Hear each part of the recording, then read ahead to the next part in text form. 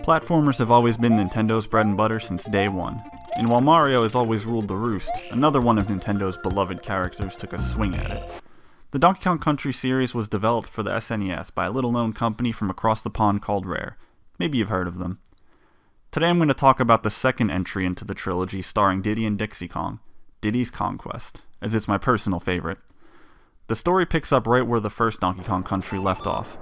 Donkey Kong's been kidnapped by King K. Rool wearing a pirate costume for some reason, now calling himself Captain K. Rool, which seems like a huge step down from King to me personally, and taken to Crocodile Isle, a far more gloomy and foreboding place than the original tropical paradise setting, which you can actually gaze upon from the shipwrecked remains of the Gangplank Galleon, a really cool throwback. It's a simple plot, but we're not here for the plot. We're here for some of the most top-notch platforming the Super Nintendo has to offer. Mechanically speaking, the biggest new addition is Dixie Kong. Her primary difference from Diddy, who plays exactly the same as the original, is the ability to hover in the air using her ponytail as a propeller, which makes many parts of the game way easier. Like, obscenely easier. Plus she can attack people with her ponytail. Also, she's super into guitar.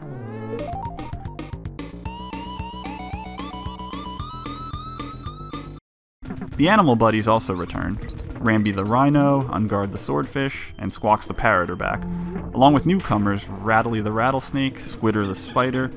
The animals are integrated masterfully into the scope of the game. Many of the levels were designed around the animal buddies, such as Bramble Blast, where you play as Squawks 90% of the way, featuring a combination of wide open and tight spaces. There's even a level devoted to playing as every single animal buddy from start to finish. It requires not just pixel-perfect jumping and razor-sharp reflexes, but a mastery of each animal's abilities and physics. The unique environments are represented by some wonderful pre-rendered backgrounds, just like the first game, along with additional weather effects like wind, which affects gameplay, and rain. Unlike most platformers, which often feel like a race to the finish, sometimes this one makes you want to stop and smell the proverbial roses.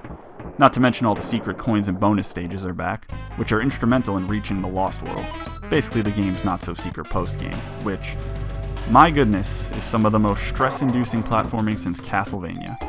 And let's stop for a moment and talk about the soundtrack. Now, today games have orchestral soundtracks, but the fact that this little plastic box could make music like this is just a miracle of nature.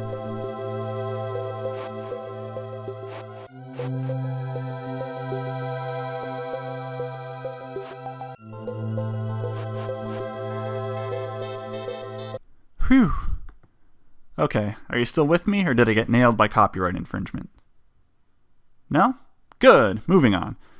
Despite coming out towards the end of the Super Nintendo's lifespan, there was definitely plenty of heart and soul poured into this game. I mean, just look at this manual. It's not just basic instructions like they have nowadays. This may be my old school booklet nostalgia calling out to me, but check it out. It has a 2-page plot summary, character bios, enemy blurbs, a brief summary of all the mechanics down to what the various barrels do, and even a preview of the worlds. Didn't necessarily appreciate the Lost World spoiler, but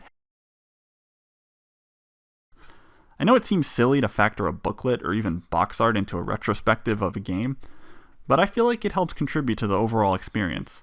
I mean, it's not going to ruin your fun if you don't read it, because at the end of the day, experience is subjective, but I feel like it goes to show how great this game really is. I definitely feel like it's the strongest of the original trilogy. It improved on just about every aspect of the original in my opinion, and the third entry just seemed more like an update than a leap. Not that it's necessarily a bad game, I love it too, and so do a lot of other people. I just think the darker aesthetic really makes Donkey Kong Country 2 stand out from the rest of the series. You get this sense of foreboding that isn't really present in the other entries. Even the overworld map is dark and eerie, in contrast to the other two. Donkey Kong Country 2 is a must-play for anyone with a Super Nintendo, or a Switch, if you enjoy any sort of platformer, or just a game that can be challenging yet rewarding by nature, rather than a game that solely exists just to be Nintendo hard, either by design or poor game making. I say give it a go. I think you'll have more fun than a barrel of monkeys. Sorry, I had to do it. Wait, is that why Donkey Kong throws barrels?